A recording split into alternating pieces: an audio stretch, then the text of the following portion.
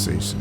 And it's a tough conversation for football fans in general because the person that we're going to be discussing is someone that's beloved, revered, honored, respected. But you have a job to do. You were expected to perform at a certain level, and you're not. And right now, we have to start addressing some elephants in the room, some things that are looking to be prevalent. Okay, they're only 1 and 2, but it hasn't been a good 1 and 2. Do you understand? You know what I'm saying? Like, it hasn't been a good 1 and 2. Not for me. Losing to Houston by 16. You got to win those games. You got to win that game against Houston. These are unranked games. Like having an okay showing against Delaware, not good showing, an okay. You are okay. And losing to Georgia Tech by 7 in the first game of the year. These are games. This should be a 3-0 start by any measure of performance by a coach of this stature, and we got to start addressing it. Shedeur went in the 5th round, and I think a lot of people gave Shedeur slack because they believe that his coach, who is his father, allowed him to kind of stat pad and kind of play beyond what they think, because they didn't want to believe that 70% accuracy was actually real.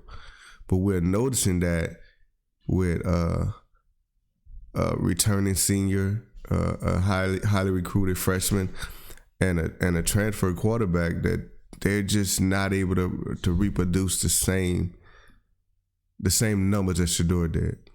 Like, of course, the receivers are different, the players are different. There's some recruits here. There's some highly sought after transfers on this team, and they don't look good at all.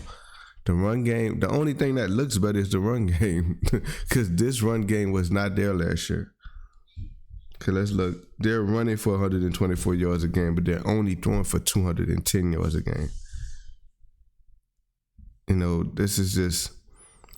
This has to be talked about. We got to figure out what's going on here.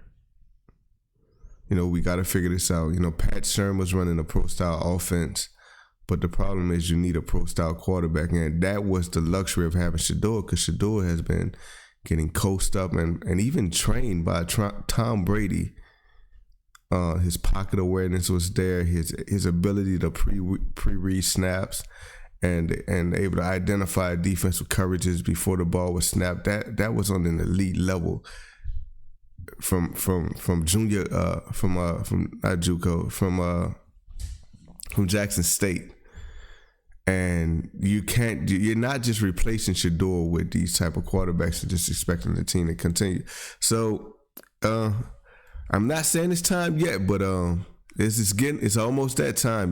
We got to start taking a look at what's going on here at Colorado. We were all on the bandwagon last year, just supporting, because we knew that we knew Prime wanted a job at Florida State. No one wanted to give it to him, so he had to go get it out the mud at Jackson State. And when Colorado came calling, they fully embraced him, even though he was kind of anti what we believe Colorado stood for, and they still embraced that flamboyant, flashy, abrasiveness of Prime. Prime can be flashy and abrasive and in your face, but still yet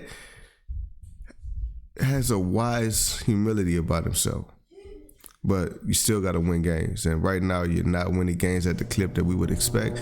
So we just got to just say, is it about that time?